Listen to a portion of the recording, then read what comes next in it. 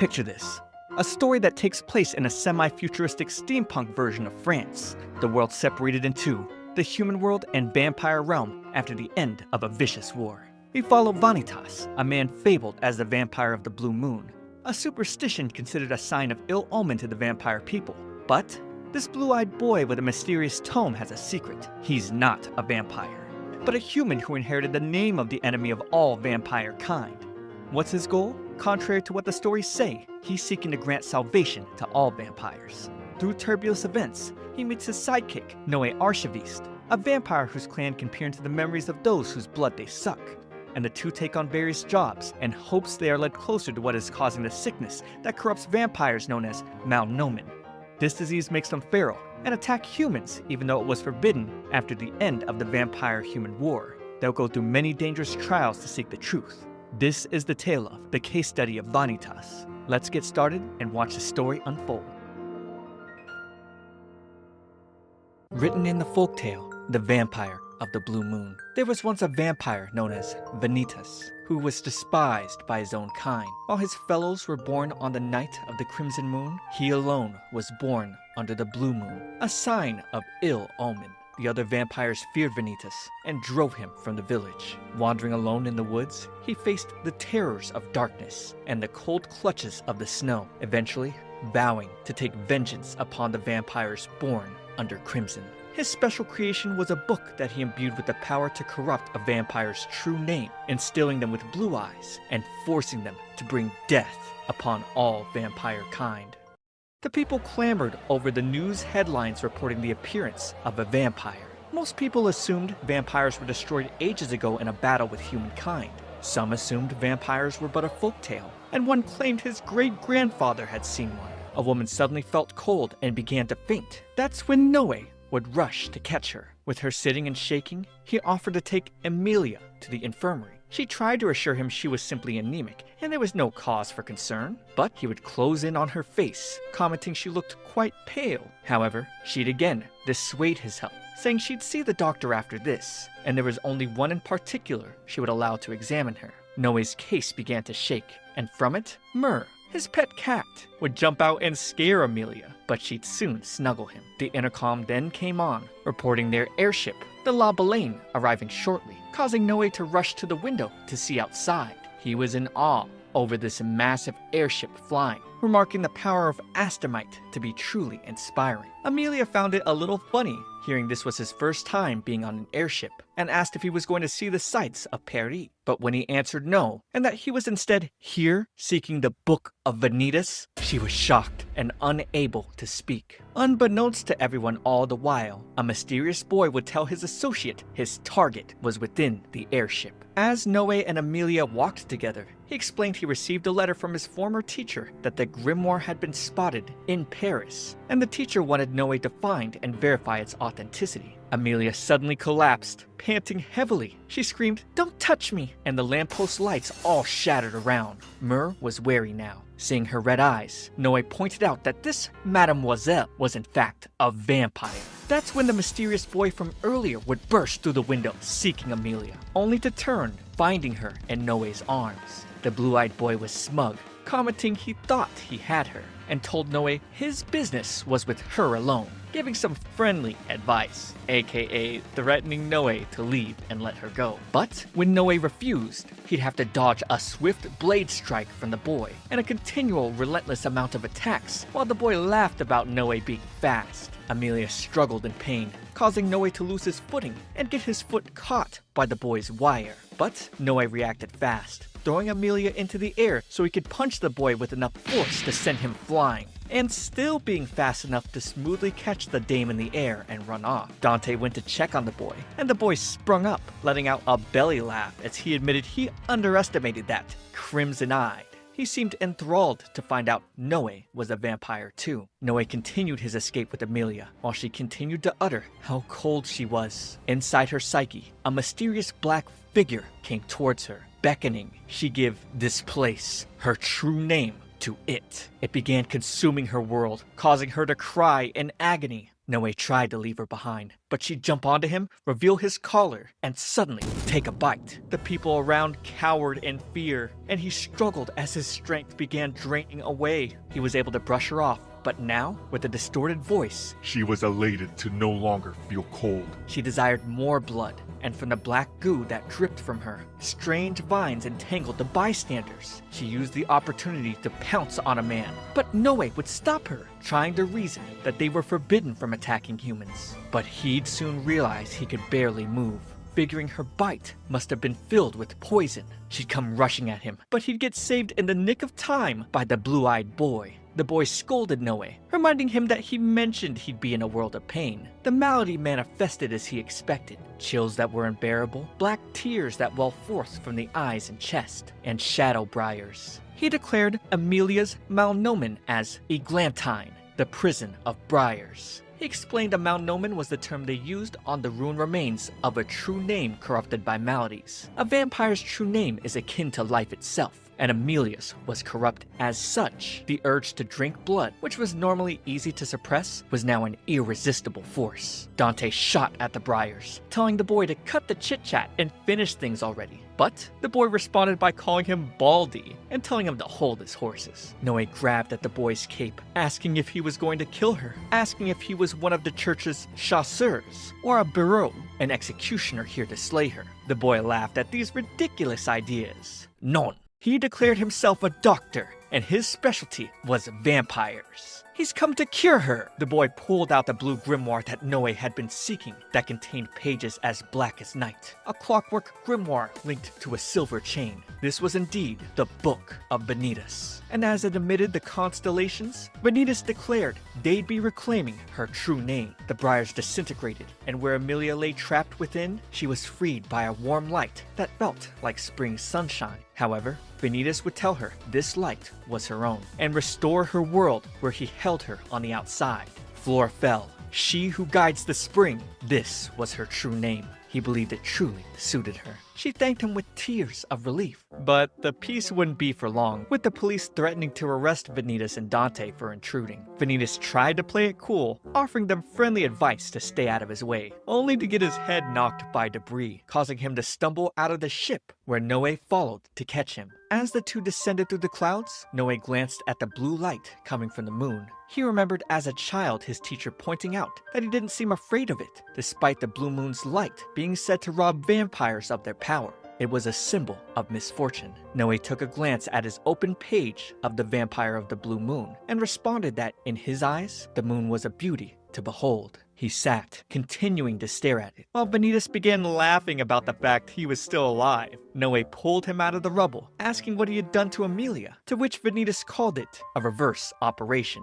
He used the Book of Vanitas to remove the alteration formula, or the maladies corrupting Amelia's true name. He didn't think much of it though. Noe shook with disbelief that Vanitas could say that. He thought the operation was extraordinary, and began to ramble about his teacher's lectures about a vampire's true name being a constitutive formula equating to their existence. Vanitas laughed. He'd never seen anyone look at his book with such stars in their eyes. When he learned of Noe's name, he said that he liked Noe, especially with the name's ties to the child of the Ark. Then, Vanitas introduced himself as the Vampire of the Blue Moon, whose name and book he received from his predecessor. Yet, he was still just a human. He asked Noe to lend his strength, so that he could use him as a shield, but Noe answered that'd be a hard pass. However, Vanitas took his answer as delight, claiming that of course Noe would accept. He then brought up the surge of rampaging vampires after maladies violated their true names. If nothing was done to find the root cause, vampires would go extinct in the future.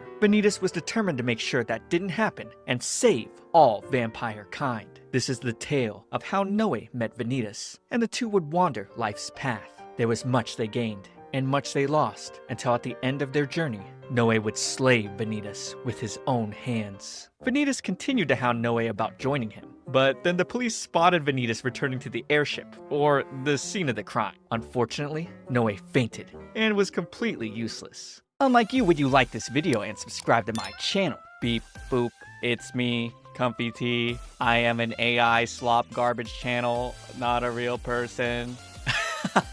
Guys, you like my AI impression? Well, I don't like it when you watch their videos instead of mine. Because here at My Shoujo Weekly, I'm covering interesting content on a weekly basis made from blood, sweat, and tears from me, a real anime boy. You'll find romance, you'll find drama, you'll find pretty boys.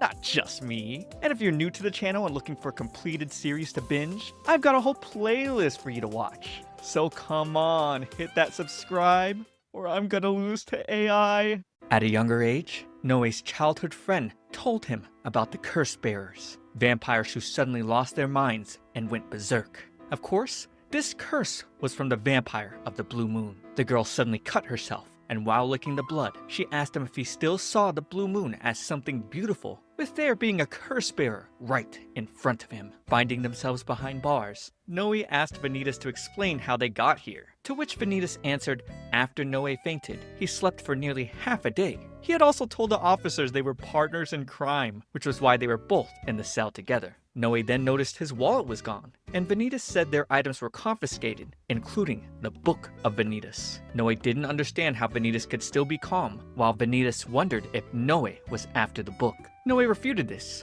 saying he was just meant to assess the book's nature at the request of his teacher. Vanitas then remarked that assess was a vague way to put it, which even made Noe wonder what his teacher expected of him. Vanitas then questioned why he was still refusing to join him, and Noe had a revelation. He simply didn't like Vanitas that much. Soon after, an officer let them out, showing them an invitation from Count Orlok. As the doors flung open, Noe was met with beautiful flowers and an astonishing view of the city and its people. Vanitas then formally welcomed him to Paris, the city of flowers. They were to go to the Count's place to collect all their items as well. They arrived at Galerie Valentine, and there, Vanitas brought up that after the war with humankind, vampires were forbidden from harming humans. Most vanished beyond the barrier, but some remained, continuing to live amongst humankind. The queen had appointed a vampire to maintain peace between both races in Paris. This was none other than Count Parks Orlok. As Vanitas swung the doors open, the Count's guards, Nox and Minette,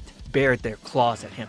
He questioned if this was how they welcomed their guests, but Nox silenced him, saying those who didn't knock were no different than trespassers. The Count then signaled his guards to let up. Noe was delighted to see Myrrh safe, but the cat didn't share his sentiments. Vanitas then demanded the Count return the Book of Vanitas and Amelia Ruth, but the Count responded that curse bearers were not allowed to live, and they were to eliminate her. Noe would interject, trying to let the Count know Amelia was cured. He explained seeing Vanitas use the book to restore Amelia to her former self.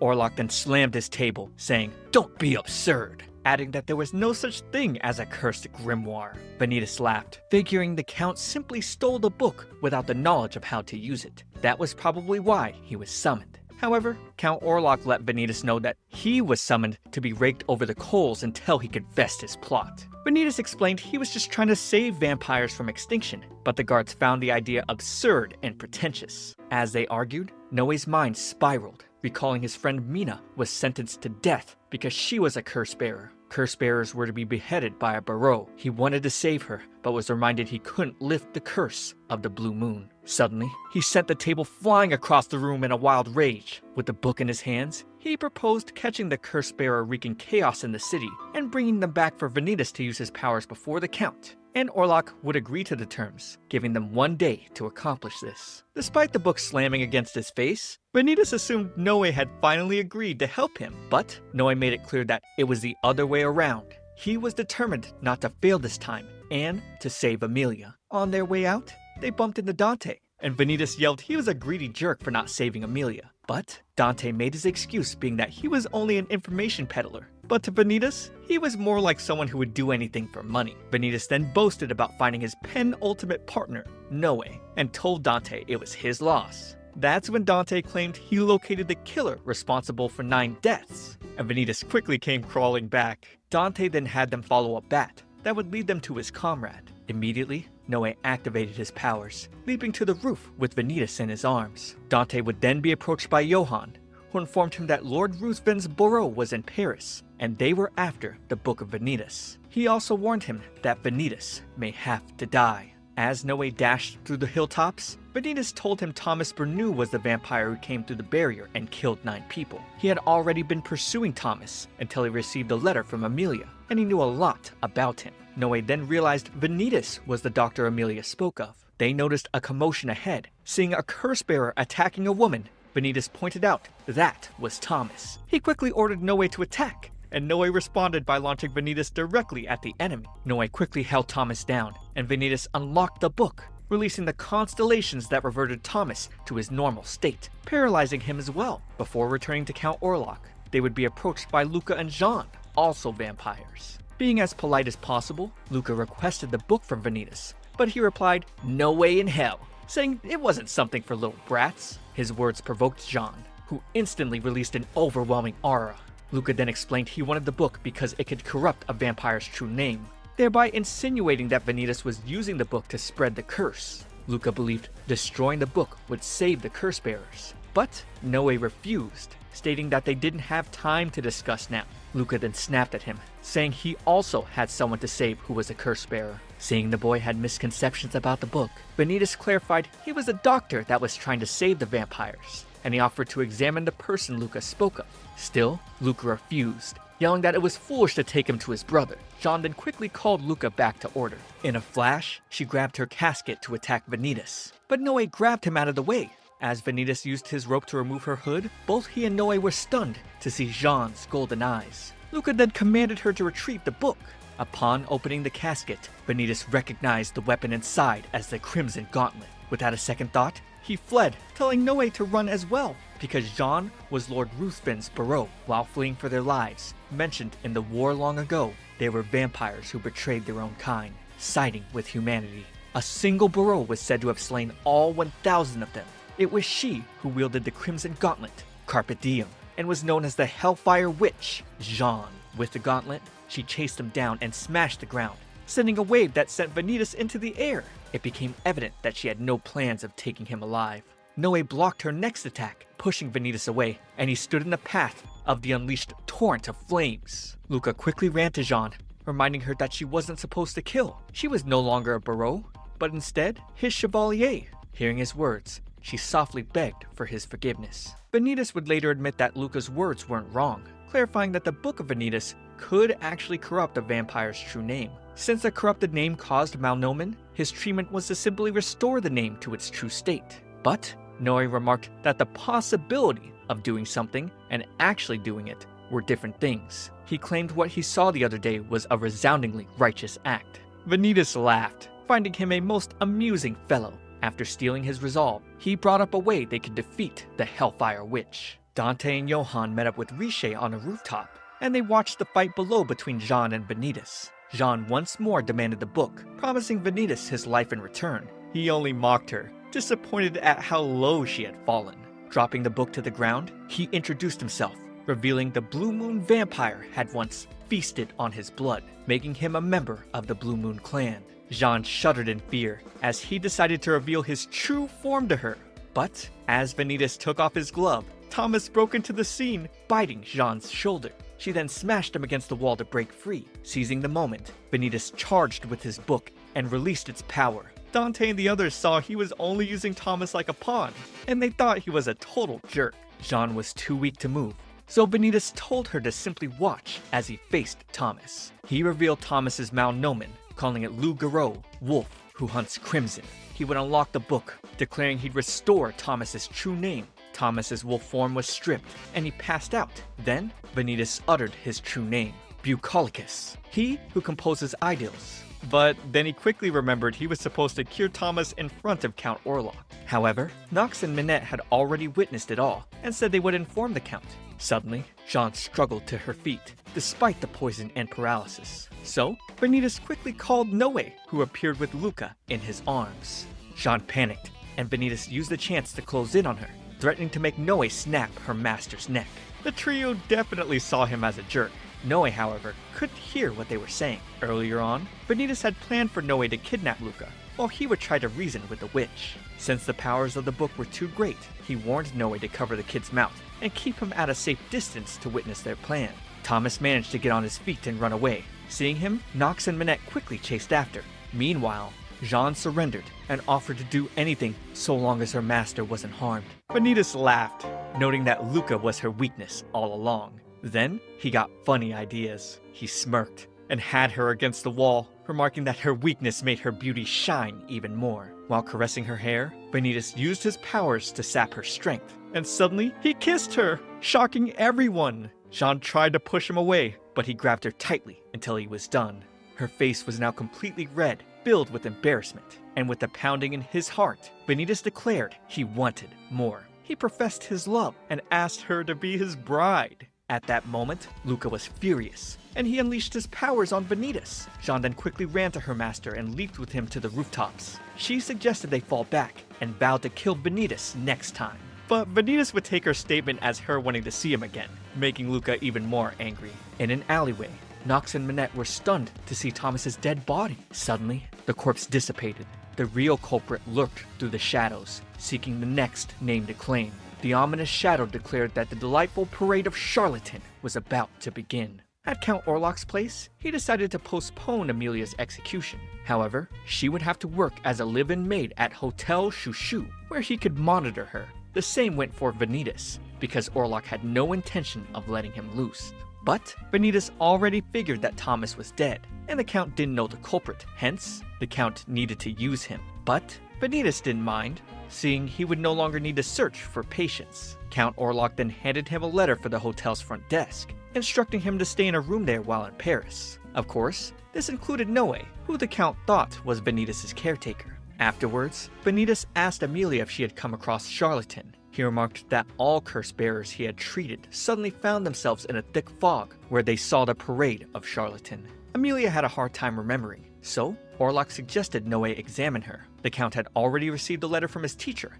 asking him to assist Noe. Vanitas then muttered in his breath, Archiviste, the fangs that reveal blood. Nox explained to her brother that the Archivistes were a clan with the power to read people's memories by drinking their blood, but it was said they died out a long time ago. Amelia then urged Noe to drink her blood if it would help, so he took her arm and bit it. The memories he saw weren't enough, so he decided to go deeper, laying bare the memories Amelia had forgotten. Finding them, Noe relived the time Amelia was surrounded by fog on her way home. Hearing a bell chime, she turned, seeing a circus parade passing by, and dark shadows danced around her. Suddenly, Charlatan appeared, welcoming her to the parade, and filled with fear, she ran until she got to a lamppost, but it was not enough to escape, and the ominous creature began devouring her true name. Noe screamed out in fear due to the horror he had just experienced. He realized it was the same creature that stole his childhood friend's true name, and he vowed to make the creature pay for all it had done.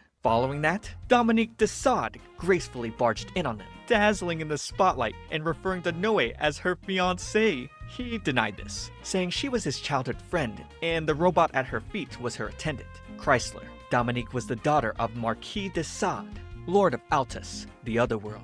Noe remarked that her grandfather was his teacher. Dominique then apologized to Orlok for barging in, but he was already used to the rudeness of the House of de Sade. Out of nowhere, she chained Noe by the neck and took him away, saying she had been invited to a masquerade ball and he was to be her escort. As they walked through a secret door in the library, she also said Lord Ruthven would be there and he had been conducting research on curse bearers. Then, she used her card to unlock the barrier, and the spatial distortion that linked the human world to Altus, the vampire world, appeared. Just as they stepped through, Vanitas came running and leaped through the barrier. When they came to, Noe got upset, saying humans weren't supposed to cross. But this wasn't Vanitas' first time in Altus. Vanitas learned he could cross by simply touching a vampire, and luckily, Noe was holding him. He also knew Dominique was trying to separate them, and she admitted he was right, calling him an enigma.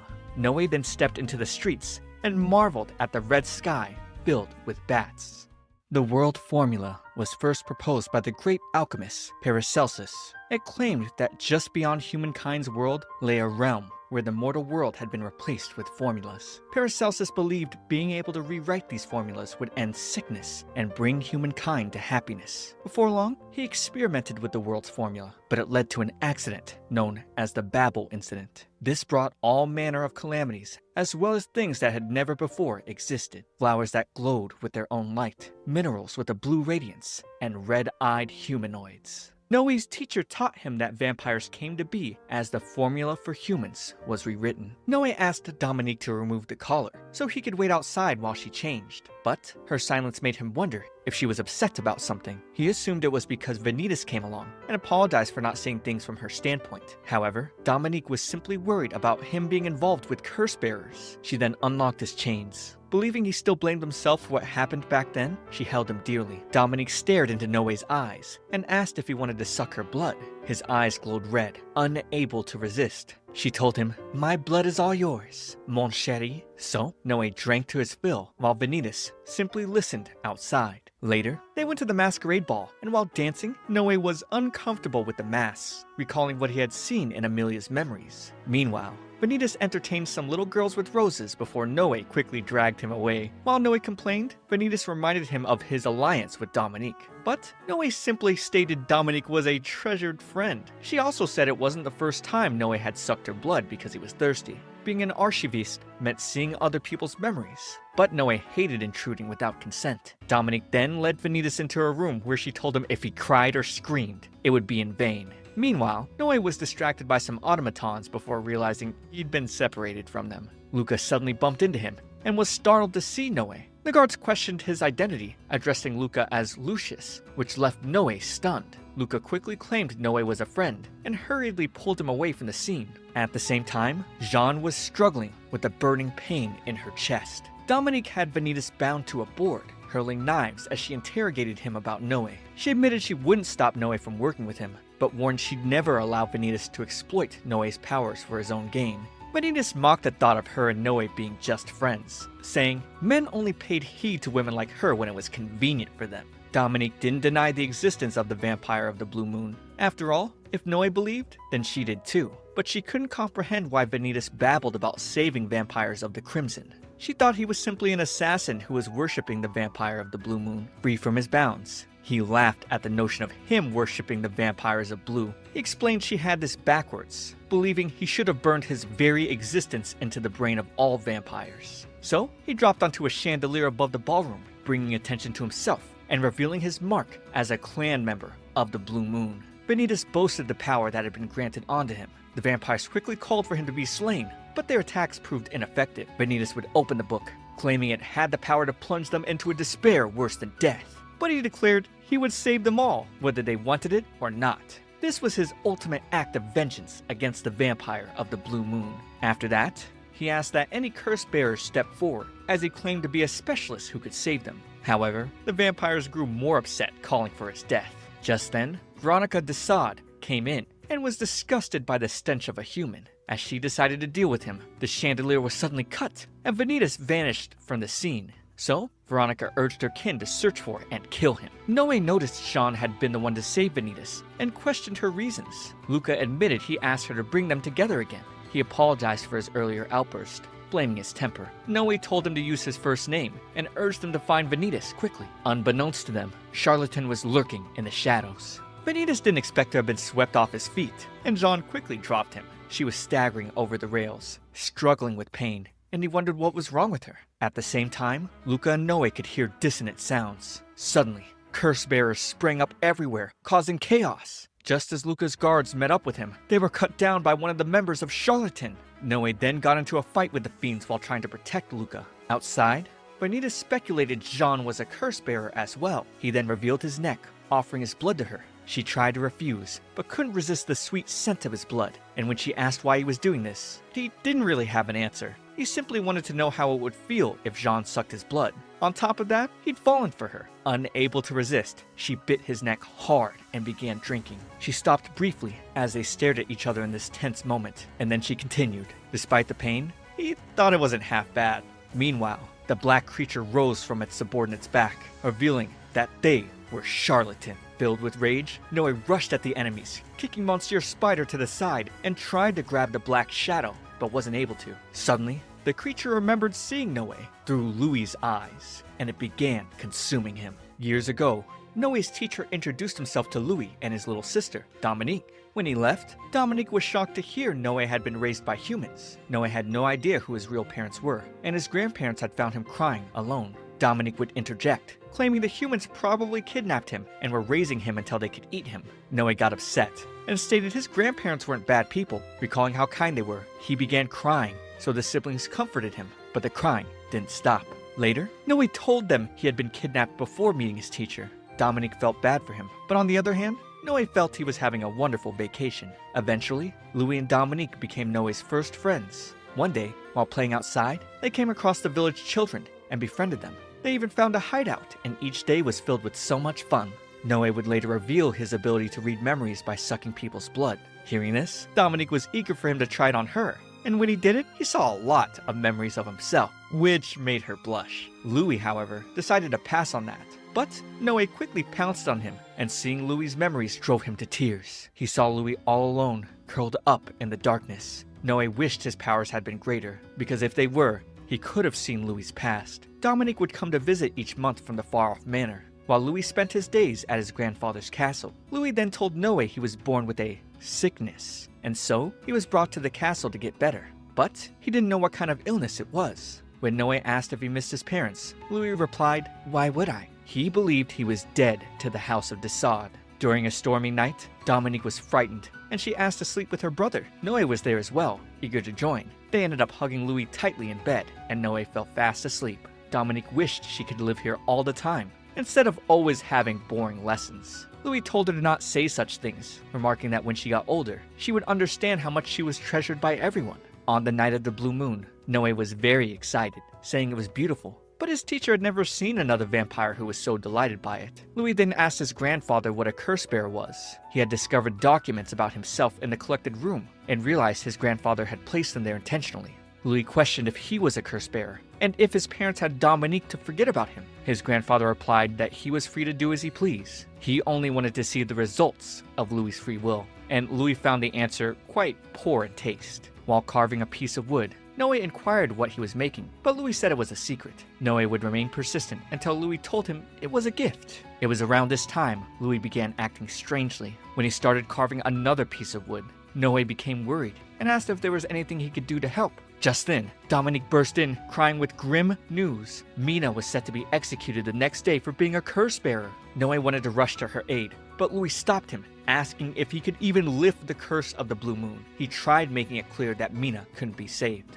Noe insisted they wouldn't know unless they tried. Furious, Louis grabbed him, yelling that he should try right now. Noe pushed him away and ran off with Dominique following. They and the other kids tried to help Mina escape the village, and they arrived at their hideout. Mina was shaking when suddenly her powers went loose, and she took Fred's life. As she leapt at the other frightened kids, her head was severed by Louis, but he would fall under the curse shortly after. Unable to control his powers, he killed the other kids, trying to satisfy his thirst for blood, but it wasn't enough. He dashed towards Noe, who tried holding him back. Noe pleaded for the old Louis to return, and in that brief moment, Louis snapped back to his senses. He begged Noe to kill him because he could never return to what he was before. If he was doomed to die, he wanted Noe to be the one to take his life. But Noe could never do that. As Louis began sucking his blood, Noe could only recall the happy memories with his cherished friend. In a flash, Louis's head was severed by his grandfather, who had just returned. Noe could only see the face of a monster and not the teacher who had just saved him. He was still in a daze when Dominique came in with a box of items that Louis wanted him to have.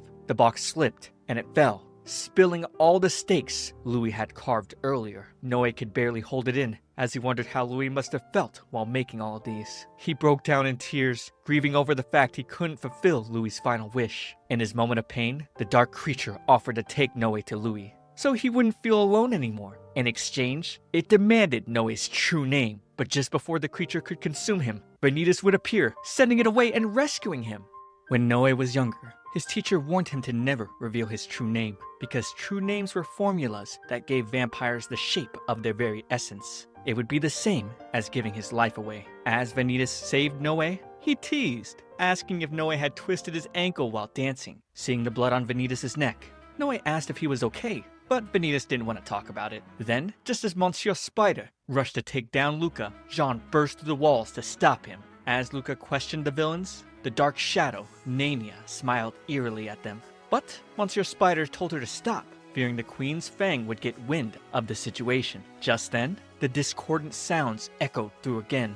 and the curse bearers ran out, fighting Vanitas and his crew. Charlatan took the chance to escape, and before leaving, Nania declared she would claim Noe's name the next time they would meet. Jean blew away all the curse bearers and quickly chased after Charlatan with Luca. Before Noe could join, Dominique ran to him, and he fell on her shoulders. She snapped him back to his senses, warning him of all the curse bearers in the Great Hall. When she spoke of the voices driving people mad, Vanitas called it a malnomen dissonance known as the Beastly Orchestra. It was a rare malnomen that occurred when those afflicted with maladies gathered together. The voices created a dissonance that drove everyone around mad. Vanitas decided he would handle it, and Dominique unsheathed her sword, declaring she would protect him.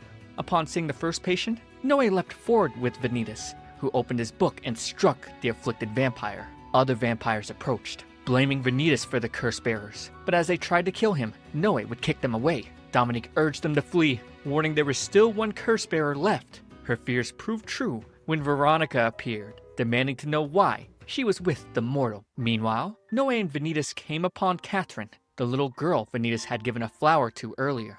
Seeing how corrupted she was, Vanitas said it was too late for her. Catherine desperately begged to be killed because she didn't want to harm her little sister. Vanitas shoved Noe aside, ignoring his pleas, then reduced the girl to nothing but ashes. Furious, Noe grabbed him by the collar, but Vanitas coldly insisted the vampire's wishes meant nothing. He would save them regardless. Distraught, Noe asked, "Is this salvation?" But Vanitas dismissed the question, telling him to see it however he wished. Suddenly, Veronica appeared before them, while at the same time, Dominique hung from the ceiling, begging Marquis Machina to stop her sister. Veronica unleashed her ice powers, pushing Noe and Vanitas out of the room. Seeing how she could rewrite formulas even with the mask, Vanitas was impressed, referring to her as the Queen of Fangs. And she really hated the stench of human coming from Vanitas. Veronica sent ice lances, encasing Vanitas and spreading frost. Noe struggled to intervene, but his wounds left him powerless. As she mocked Vanitas' helplessness,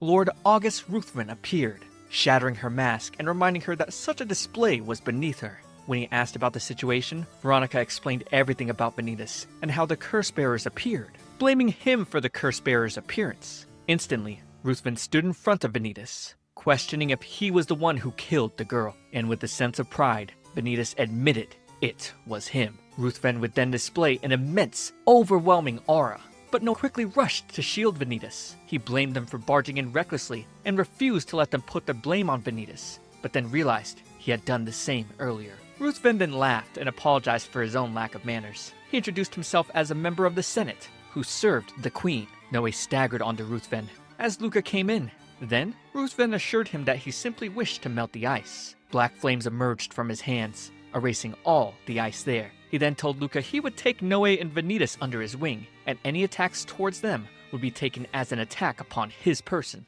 As Noe tried to apologize to Vanitas, he suddenly saw his teacher beside him, asking what his apology was for. Noe admitted he had forced his expectations upon Vanitas, leading to a sense of betrayal. The teacher clarified that Noe's task wasn't to decide if the Book of Vanitas was dangerous, but instead, he wanted him to meet those whose paths touched the book and learn their stories. Only then could Noe form his own judgment. When Noe woke up, he saw himself in an unfamiliar room. Then, he opened the windows, looking around the city where he spotted Vanitas at the top of a tower. Noe would go to the tower, where Vanitas explained that Ruthven diffused the situation and dispersed the crowd. Sensing Vanitas was upset, he asked what was wrong, but Vanitas denied anything. Then, Noe spoke his mind. He asked what Vanitas' vengeance meant. Vanitas brushed off his question, saying he had lied when he said that during their first encounter. But Noe refused to believe him. When Noe remarked that he seemed to have given up, Vanitas snapped and tried pressing a knife against his throat. But Noe would hold him back.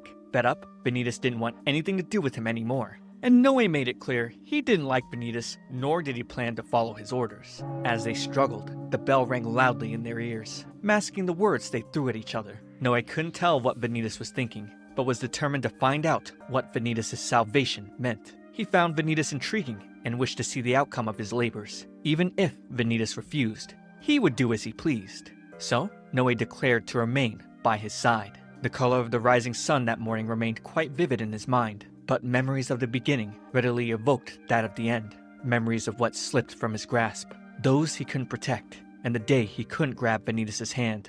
These were his regrets. Noe was elated as he was served tarte tatin at a restaurant. Dominique remarked that he had always been a sucker for it. He also said his teacher usually bought it for him as a gift from the human world. Noe then thanked Luca for bringing them to the lovely restaurant. Although Ruthven was absent, he said it was fine, but still had a lot of questions about what happened after the ball. Grateful for his life and the safety of others, Luca thanked Noe sincerely. Jeanne added her thanks for watching over Luca in her absence. Yet, Noe felt undeserving, claiming Vanitas was the true one who stopped the turmoil. Though angry, Luca admitted Vanitas had been useful. Still, he demanded an apology for the day Vanitas forced himself onto Jeanne. Vanitas asked who deserved the apology, and Luca said it was Jeanne. Hearing Luca's demand, Vanitas refused, insisting there was no need, since he and Jeanne were in love. Jeanne's response was cold. She told him to keep such fantasies to himself. Then, Vanitas shocked everyone by revealing Jeanne's mark on his neck. Ooh. The mark came from a vampire's bloodlust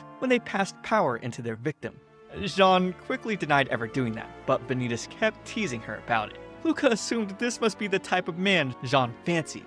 Jeanne was left speechless, and Vanitas quickly apologized for pushing the joke too far. He explained that she had only lost control because of the curse bearer's voices that day. Jeanne admitted it was true, and apologized for not reporting to Luca earlier. Hearing this, Luca was completely relieved. Then, Vanitas figured the boy didn't like him very much. As Luca clasped her hands, Jeanne's thoughts spiraled out of control. Suddenly, she grabbed Vanitas and leapt out the window. Shortly, Noe went after them, leaving just Dominique and Luca behind. Jeanne confronted Vanitas in an alley, asking why he had lied. He replied that it was only to help her. Pressing further, he asked again if she was a curse bearer. Jeanne didn't answer directly, instead explaining she relied on medicine to control her bloodlust. Though the effects wore off quickly that day, she begged Vanitas not to tell anyone of this, and he told her he wasn't the kind of man to spill the secrets of the woman he loved. But there were two conditions. The first was that Jeanne would only suck his blood. Vanitas described his first time as divine, which instantly made Jeanne blush in embarrassment. He then explained the pleasurable effects, claiming in short, their bodies shared perfect chemistry. He drew Jeanne close, promising her all the blood she desired whenever thirst struck. Her heart pounded as she tried to push the thought away, yet she couldn't deny the truth. His blood was truly sweet. For the second condition, he demanded she call him by his name instead of human. And as she did so, Jeanne began drinking his blood. Meanwhile, Noe watched from the rooftops. As Vanitas and Jeanne returned, Dominique approached Noe. She sensed something troubling him, and he admitted his frustration, that Jeanne had tasted Vanitas' blood before him. Noe confessed he always imagined it would be delicious, even fantasizing about it. Jealous, Dominique shoved Noe into a corner and bit down, drinking his blood. In return, Noe slipped off her gloves and tasted her as well, praising her as delectable. Embarrassed, she hid her face against his chest, muttering he was a fool. When night fell, the place filled with music and dancing. Dominique swiftly whisked Jeanne away to dance, partly to tease Noe. Jeanne hesitated, fearing her role as Barreau might damage Dominique's standing. But Dominique wasn't one to delay joy for future concerns. As they danced, Noe offered to teach Vanitas to dance since he said he wasn't a good dancer. But it turned out he could actually dance. Suddenly, Noe asked, "What in the devil is love?" Vanitas burst with laughter, but said he didn't know. However, when he saw Jeanne, his heart couldn't stop trembling. To him, that was love. Noe likened it to catching a cold, and then he asked Vanitas what he liked about Jeanne. Vanitas replied she was strong, beautiful, delicate, but most of all, it didn't seem like she would ever love him. He didn't need her to love him, since he wasn't interested in that type of person. Damn, what kind of kinks does this guy have? Later, Dominique worried that Noe was meeting Lord Ruthven without knowing him well. She explained he was a moderate, credited with ending the human-vampire war, a peacemaker praised by many as a hero. Dominique wished to go with Noe, but he reminded her of her summons from the House of Desaad. She regretted pulling him into such a mess, yet Noe was grateful for her constant concern. She prayed they would meet again. Noe was thrilled to finally step into Castle Carbunculus, so close to the queen herself. When Ruthven learned Noe knew nothing about him, he wasn't surprised, calling Noe the child of the Shapeless One. Ruthven added that Noe's teacher genuinely despised him, and had no doubt the teacher would eradicate all traces of his name to keep it from their eyes. Noe nervously agreed that sounded exactly like his teacher. When he started showing Noe the devices in the room, Vanitas would interrupt, saying they should cut to the chase. Ruthven thanked them for their heroism that day. He once believed Charlatan was only a hallucination, but now realized the attack had targeted Luca. He added that the chaos likely served to distract the queen's fangs, which were cursed by Nania. Noe couldn't understand why Luca was targeted, so Vanitas explained the boy's power was second only to the queen, revealing he was Grand Duke Lucius Oriflame. That was when Noe realized Luca was the queen's close advisor. However, Luca didn't find it amazing, stating Ruthven handled his duties as Grand Duke. His own succession had not been formally declared either. Ruthven then cautioned Luca to be wary of his position, especially after venturing into the mortal world. Noe recalled Luca wanted the Book of Vanitas to cure his brother, but Ruthven said to forget about that, and demanded he never speak of Luca's brother again. Ruthven believed freeing Luca's brother from the curse wasn't in his best interest. He would brush it aside and move on to the matter at hand. He wanted to know about Vanitas and the book. Vanitas then requested to see the queen. When Ruthven asked what for, he claimed it was the queen who was giving rise to curse bearers. Jean tried to stop his blasphemous claim, but Vanitas went on, asking when was the last time the queen had been seen in public, and if the queen was even alive. Ruthven became so enraged, his flames burned them. While strangling Vanitas, Ruthven told him to leave at once and forbade him from ever setting foot in the castle again. After being cast out of the barrier, they returned a week later to report to Count Orlok. Hearing Vanitas' insult towards the queen, the count exploded with rage, restrained only by his guards from attacking him. However, Vanitas had gotten the information he wanted. Ruthven admitted they'd been played for fools. Most vampires would be upset when the queen was insulted, but Luca showed a moment of dismay, proving Vanitas' speculations were true. Meanwhile, Vanitas pressed for details on other curse bearers, but Orlok's anger still burned. Then, Noe noticed a poster mentioning vampire disappearances, 3 cases in just 1 week. After being thrown out, they ran into Dante and his crew, all bruised and battered. Dante offered to sell fresh intel, news of a curse bearer who slipped into Paris but was kidnapped. It was when Riche tried to intervene. They were badly beaten. Johann had gotten dragged into it after being mistaken for a vampire, but the culprits fled when they saw he was a Dampier, half vampire, half human. He revealed Dante and Riche were also Dampiers. Dante then tossed an emblem to Vanitas, and upon seeing the symbol, a sword and 6 wings, Vanitas froze, staring at it. Dante then explained that the people who kidnapped the vampires were the church's anti-vampire unit, known as the Chasseurs. A member had heard rumors of Vanitas' ties to the Blue Moon clan. Crying, he pitied Vanitas and vowed to save him for the Lord. The catacombs of Paris were once an old stone quarry, which was later converted to an ossuary. Noe was shocked to see it was now being used as a tourist attraction. He then asked Vanitas if the Chasseurs were truly in the labyrinth ahead. Vanitas wasn't certain, but he'd often heard they hunted vampires in those tunnels during the war, and later established their base there. Noe suggested asking Count Orlok for help, but Johann let him know the bad blood between vampires and Chasseurs still ran deep. One wrong move, and another war could break out. As they left, Vanitas said it was stupid to have gone looking for the Chasseurs' base in the catacombs. Noe, however, found it odd that Vanitas was acting normal and wondered why. That night, Vanitas stepped out of the hotel and found Noe waiting. He refused to explain where he was headed and warned Noe to stop following, but Noe refused.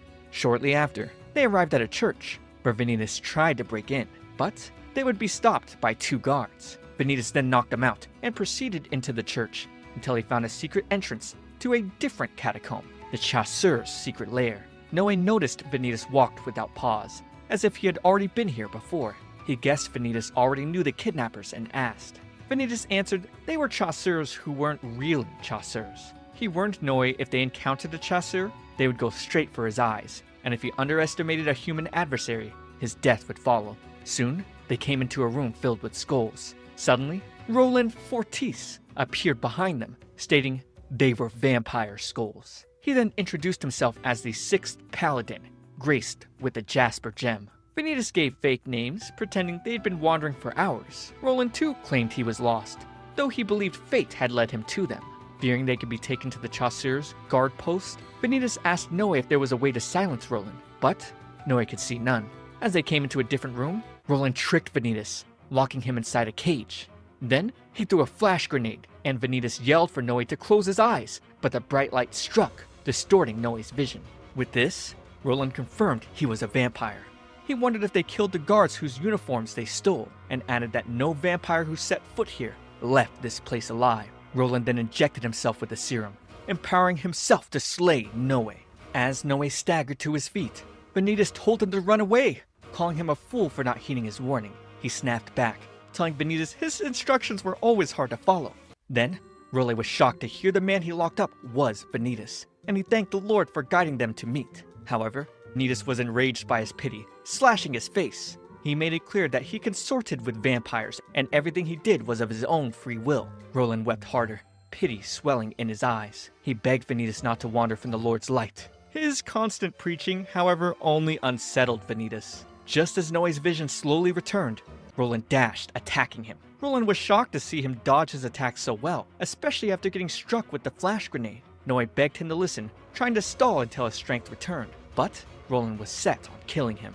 Roland would then change the form of his weapons into chains, leaving Noe with no room to escape. When Noe tangled the blades with the candle holder, Roland sent electricity through, striking him down. As he rushed in to finish Noe, Vanitas interrupted, causing his attack to miss. Then, Noe used this chance to send Roland crashing into a pillar. When the dust settled, Vanitas and Noe had escaped. Soon, Marie and Georges rushed to Roland's side, and as they let them know he ran into a vampire, their gazes became frightening. Noe and Vanitas held their breaths as the chasseurs hunted them down. As Vanitas expressed how deeply repulsed he was by Roland, Noe laughed at him, surprised to see Vanitas had met his match. He remarked that his eyes were better, but the world's formulas were still a blur. Noting that Noe could enhance his body, Vanitas asked what else he could do by tampering with the world's formula, and Noe answered he could stand on walls or ceilings if he tried hard enough. When Vanitas asked if he could defeat Roland, Noe wasn't sure, but was certain they could win by working together. Then, Vanitas explained he had come here searching for Moreau, a man so obsessed with vampire research, his madness had gotten him expelled from the chasseurs. Vanitas then showed Noe the number on the back of the button Dante had given them. It was a production number, and he clarified the abductions weren't the work of ordinary chasseurs, but by enhanced humans, the fruit of Moreau's experiments. Unknown to them, Moreau was spying on them. He recognized Vanitas, who was one of his precious experiments, but the vampire of the Blue Moon stole him. Suddenly, Vanitas ripped the necklace from his neck, signaling it was time to move. Meanwhile, Roland alerted his other subordinates about the intruders, but made it clear he wanted the human taken alive.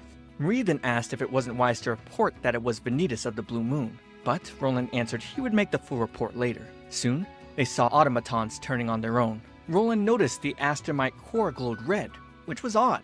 Then, a fallen comrade said it felt like the intruders knew the labyrinth, and before they knew it, they had become prey.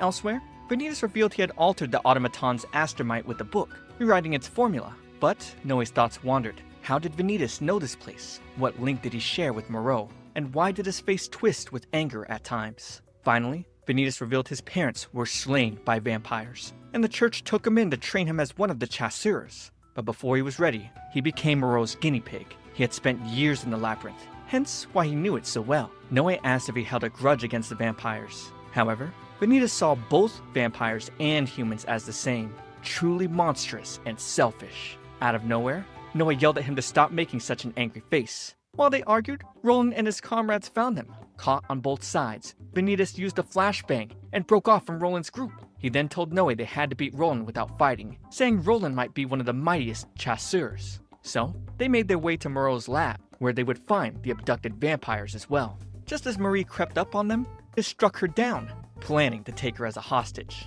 Noe objected, warning it would destroy any hope of peace. But Vanitas snapped back in fury, claiming people like him only chained themselves to ruin, and calling Noe a blood-sucking bat. Enraged, Noe crushed the walls with his bare hands and agreed to go ahead with Vanitas' plans. Roland would come across them, where Noe threatened to kill Vanitas if he made a wrong move. Vanitas feared Roland would see through the act, but Noe wasn't acting. Seeing Noe's scary eyes, Vanitas begged Roland to save him. Noe hurled Vanitas at the enemies to draw their attention. Dodging Georges' strike, he delivered a powerful kick to Roland. Then, he began pleading, trying to make Roland listen to their side. As they got surrounded, Vanitas revealed Moreau was still alive. So, the chasseurs listened, and were surprised to hear this, and Roland claimed Vanitas' story actually made sense. He found Noe intriguing, unlike any other vampire he'd known, and asked to be friends, which Noe happily agreed. Roland's subordinates thought he'd lost his mind when he decided to let Vanitas handle Moreau's case. Afterwards, Vanitas led them to Moreau's secret lab, where the doctor happily welcomed his favorite test subject back. Unexpectedly, Vanitas brightened at the sight of Moro, calling it an honor to meet again. Though Moro noticed his companions with weapons drawn, Vanitas reassured him they were allies who shared his ideals. Tears filled Moro's eyes, relieved he wouldn't have to kill them. Vanitas then whispered to Noe that with enough flattery, Moro would reveal everything. After that, the Chasseurs could claim him, or Vanitas would kill him himself. When the tea was served, Noe realized the hooded figures were the enhanced humans Vanitas had mentioned. Shortly after, Roland would ask Moreau why he was researching vampires. But Vanitas quickly cut in, explaining Roland only sought vital information from the source. Feeling ecstatic, Moreau revealed he wished to become a vampire someday, leaving the others speechless. His research only deepened his obsession with vampires. Soon, he believed they were a new peak of human evolution, but fury consumed him. Memories of the church branding him insane returned. He cursed them bitterly, enraged at how they wasted his time and efforts. When the vampire of the Blue Moon attacked, Vanitas wasn't the only child stolen,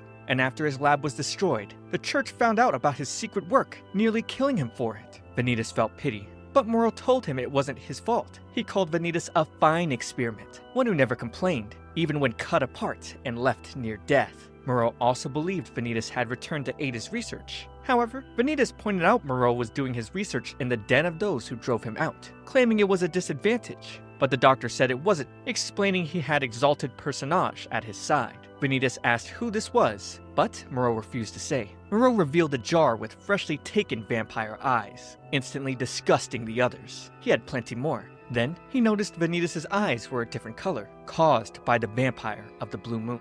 Overcome by impulse, Moreau reached to gouge an eye for study, but Noe caught his arm. Vanitas then urged him to restrain himself, but Noe refused. He told Moreau to stop treating people as numbers, then slammed him onto the table. Moreau noticed Noe's red eyes and realized he was a vampire. His enhanced humans charged, but Roland held them back. With the plans collapsing, Vanitas pressed a blade to Moreau, demanding the identity of the personage. But Moreau only obsessed over dissecting Noe until Vanitas cut him. Monsieur Spider would suddenly drop in, saving Moreau and saying he would destroy the lab. Noe was bewildered, seeing that Moreau and Charlatan were connected. At the same time, the curse bearer they were after was about to break out from its cage. As Moreau left, Vanitas moved to stop him, but froze when the doctor mentioned Experiment 71. His book slipped from his hands as memories returned. Memories of a boy calling him Big Brother and crying for their father's return. Just as Noe snapped Vanitas back to reality, a black shadowy beast broke out, with only its teeth being visible. It attacked recklessly, devouring the enhanced human it caught. Vanitas called it the malnomen Predaturo, the Shadow, a monster that ravenously devoured all life in its path. Roland attacked the creature, but it was useless. Vanitas explained the only way to win was to get the curse bearer out of here. Just then, the shadow slammed him against the wall and he fell unconscious. In a dream, he met with the boy again, asking why he was so desperate to help the vampires of the Crimson Moon. He told Vanitas to tell the truth, so no one else would die because of him. When Vanitas awoke, he told Noe to get the Chasseurs out. He explained the shadow would vanish once the curse bearer was consumed. Until then, it couldn't hurt anyone else. And he admitted he didn't know how to pull the curse bearer out. It was already too late. However, Noe refused to give up, claiming they could deal with the shadow from the inside. He questioned Vanitas on why he was here in the first place, causing Vanitas to remember his goal to save the vampires. While the Chasseurs brought the shadow down, Vanitas and Noe leapt into its maw, and upon seeing the curse bearer, Noe assured they could win. So, Vanitas unleashed the constellations from within the book, crumbling the shadow from the inside out. Now that they were safe, Noe realized how risky that was. Vanitas burst into laughter, unable to comprehend how they were even still alive. Then out of nowhere, the lab started exploding, and Vanitas signaled everyone to run out. When they escaped, Roland offered to look after the children they had saved, admitting the Chasseurs were the ones that caused the problem, and he vowed to send the children to Count Orlok. Lastly, he advised Noe and Vanitas to escape before they could be caught by other Chasseurs. Moments later, Olivier showed up and questioned Roland about the tremor, believing he had something to do with it. Roland answered he would file a report later, then revealed that he had befriended a vampire.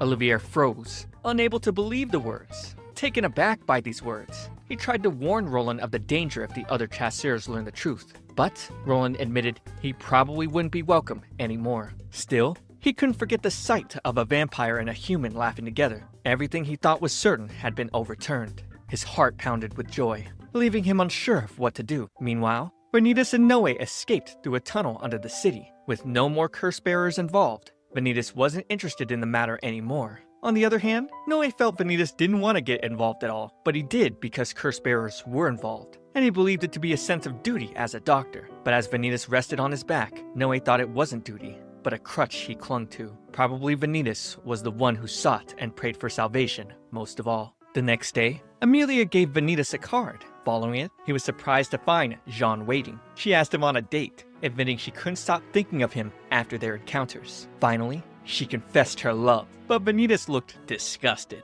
However, Jean was pleased by his reaction. Earlier, she had asked Dominique for advice on how to get rid of Vanitas. So, Dominique told her to act like she had fallen for him, since Vanitas wasn't fond of women who held the same feelings. Despite his shock, Vanitas couldn't refuse her, but was intrigued by why she had a sudden change of heart. On the other hand, Jean thought she would have him in the palm of her hand this time. When he complained about her dress, Jean rambled about how Dominique recommended it. But Vanitas meant she was lovely, leaving her flush and her heart racing. At that moment, she wondered if she really was in love. Just then, Dante couldn't believe Vanitas and Jean were together. He suddenly bumped into Dominique, who was spying on them as well. When Jean was nearly hit by oncoming traffic, Vanitas swept her out of the way into his warm embrace. Embarrassed, she apologized, but he simply patted her head, saying it was fine. But that simple gesture left Jean blushing all over, and Dominique realized how easily swayed she was. Meanwhile, Ruthven approached Noe, who was asleep on the floor. Soon after, they headed to a cafe, one of Ruthven's favorite places in the mortal world, and he had reserved the whole place just for the two of them. Noe was shocked that he wanted to talk with him instead of Vanitas. Ruthven explained that he wouldn't be able to get any information out of Vanitas, just like their last encounter, but he believed Noe knew the kind of person Vanitas was. And considering he was the son of the Shapeless One, Ruthven had enough reason to be interested in him. Noe asked if his teacher was really that wonderful, making Ruthven choke on his tea.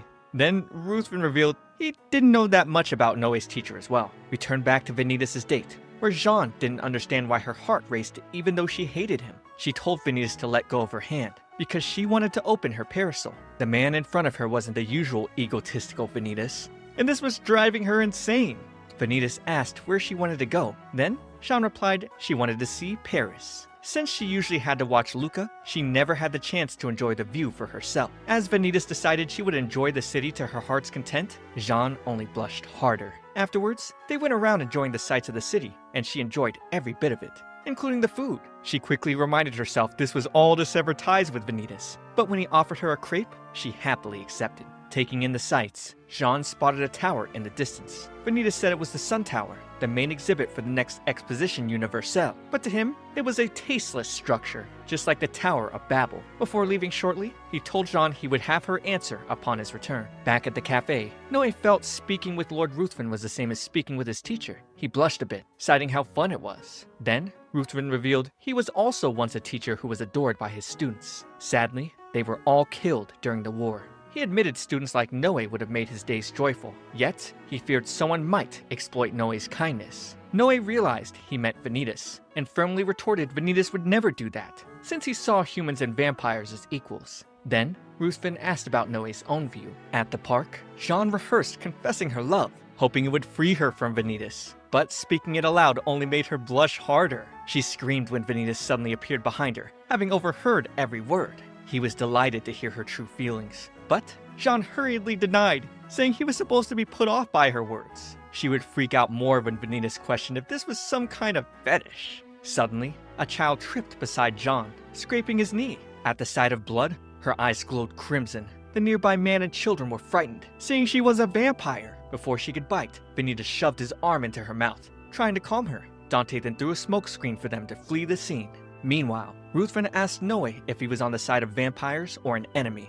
Noe would reply, neither one, and explained that his enemies were those who would bring harm to his loved ones. He liked both humans and vampires in the same manner. Hearing this reply, Ruthven said he had failed the test. Noe suddenly staggered around the table, and in the moment of weakness, Ruthven drank his blood. When they got to safety, Vanitas asked Jean once again if she was a curse bearer, and if she had seen Charlatan. As she struggled to reply, he asked if someone had forbidden her from speaking on this, and a terrifying image flashed in her mind. Then, Jean pushed Vanitas down, saying she had kept her promise of not drinking anyone else's blood. So, Vanitas happily rewarded her with his. Jean craved more blood, but she imagined Luca dead, which brought her to tears. She wondered what to do, fearing one day she would no longer be herself.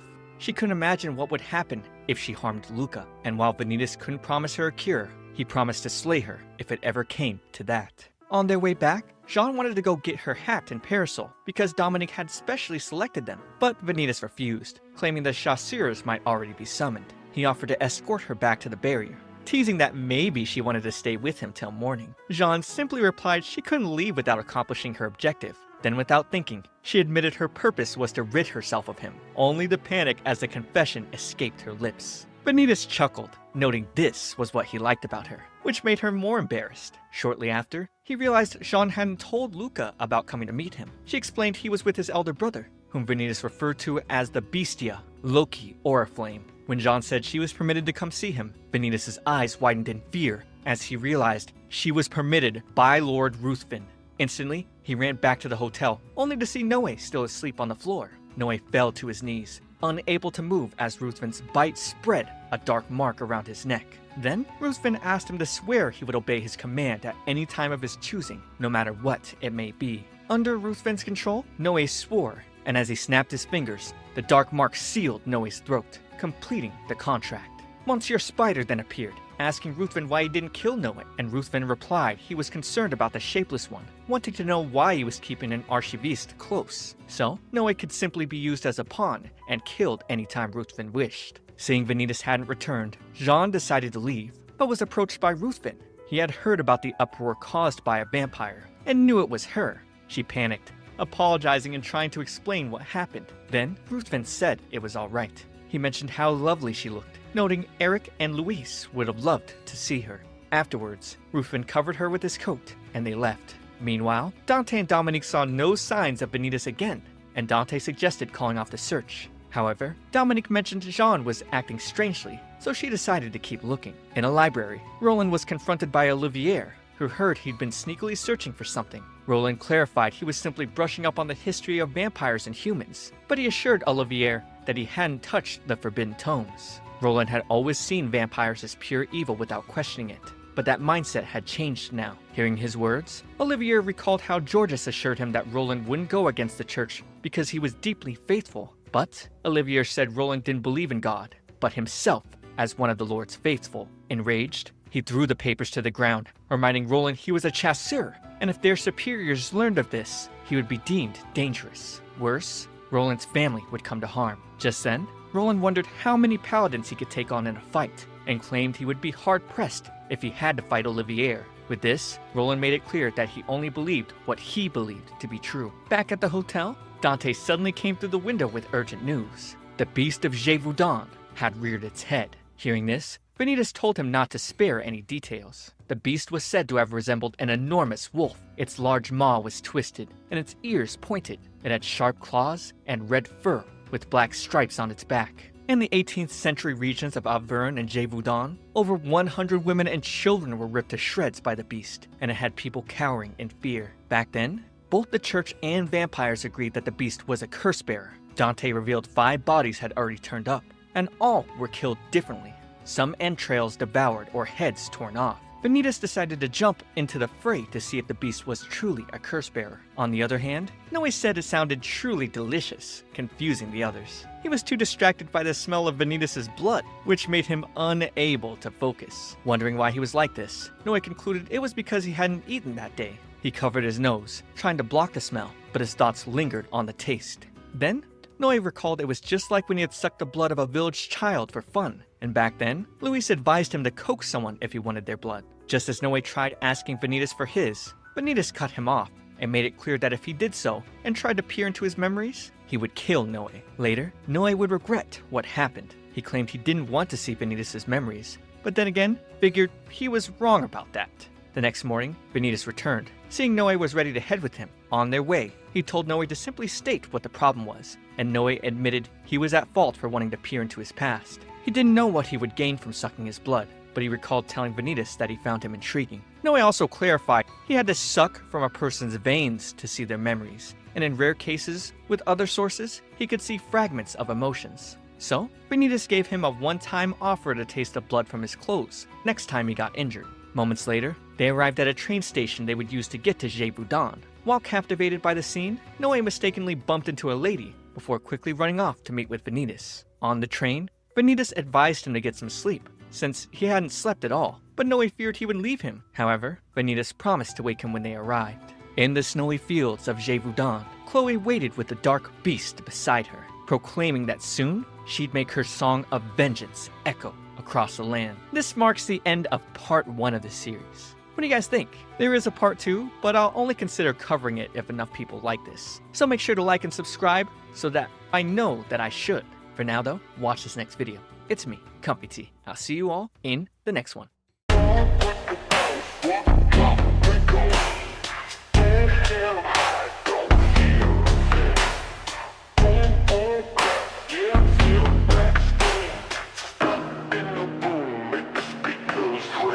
Got no brakes, I just ride. She looking back on high, bass so low, bring it fried. Say my name, he gon' ride. Hard like steel, sharp like blade. Every move I get paid. Flex too real, never fade. Street so cold, but I stay. Tall like a boss, tall like a boss, tall like a boss, tall like a boss. Ride like a boss, fly like a boss, fly like a boss. Hot like a boss.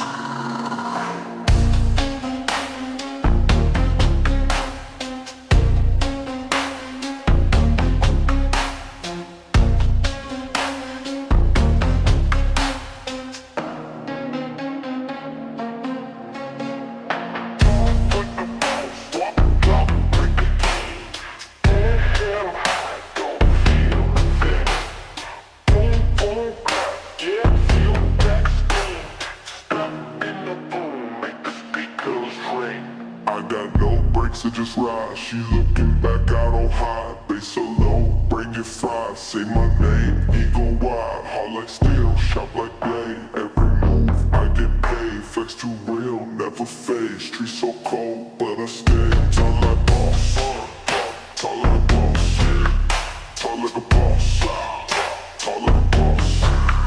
Ride like a boss, fly like a boss, fly like a boss. Hot like a boss.